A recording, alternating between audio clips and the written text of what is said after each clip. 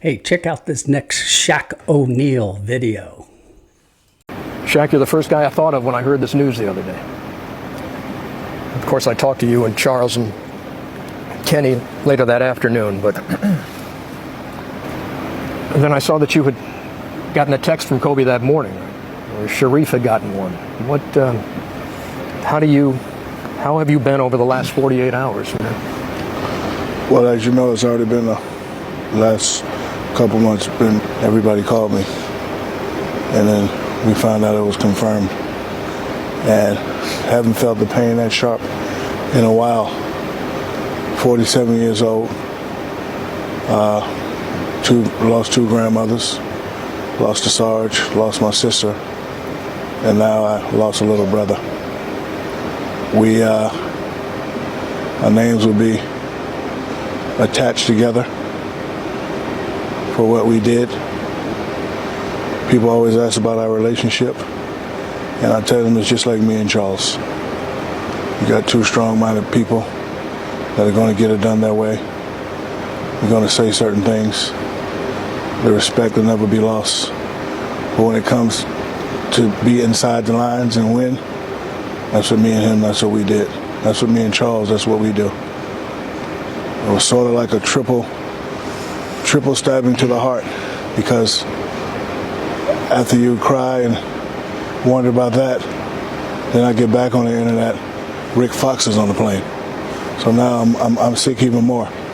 I'm calling Rick, he's not answering. So now I'm like, what's going on? And then the final blow, his lovely daughter was with him on the helicopter. You know, every time I saw his lovely wife and his kids, same thing I do with Kenny's kids and D-Wade's kids. Hi, my name is Uncle Shaq. I don't know if they know me as a basketball player. It doesn't matter. Hi, I'm Uncle Shaq. I try to make him laugh. And he would do the same thing. Sharif called me devastated and said, Kobe, just text me to check and see how he's doing. And he used to do that from time to time. You know, it just makes me think that in life, sometimes instead of holding back certain things, we should just do.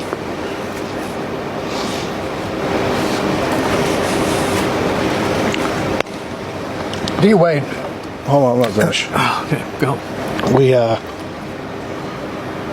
up here, we work a lot.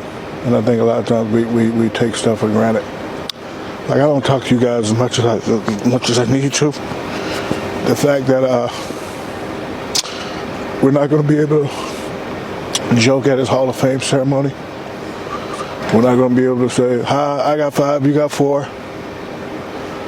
The fact that we're not going to be able to say, if we would stay together, we could have got 10. Those are the things that you can't get back.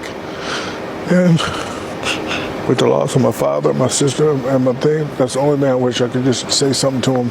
Again, last time I talked to him was when we were here and I asked him to get 50 and he got 60. It's the last time I spoke to him. And I just wish I could have, so it definitely changes me. I have to, because I work a lot. You guys know what I do. I work probably more than the average guy, but I just really have to now just take time and just call and say, I love you. Rick Fox finally called me. He said, man, I love you. B. Shaw called me. So I'm going to try to do a better job of just reaching out and just talking to the people rather than always procrastinating, because you never know. Life is too short. I could never imagine nothing like this. I was thinking the other day, I've never seen anything like this. All the basketball idols that I grew up, I see them. They're old. Like, I used to be at home when you came to interview me, Ernie. I used to watch the great mile round and rebound. Now I'm working with him. I used to want to be Dr. J. He used to live next door to my mother in Orlando. My father used to tell me about the 3 great big men. I met them. I seen them. And the fact that we lost probably the world's greatest Laker, world's greatest basketball player. It's just, listen, people are going to say, take your time and get better, but it's going to be hard for me. I already don't sleep anyway, so. But I'll figure it out. My condolence goes out to his family, his mom, his dad, his sisters, the other families, everybody involved.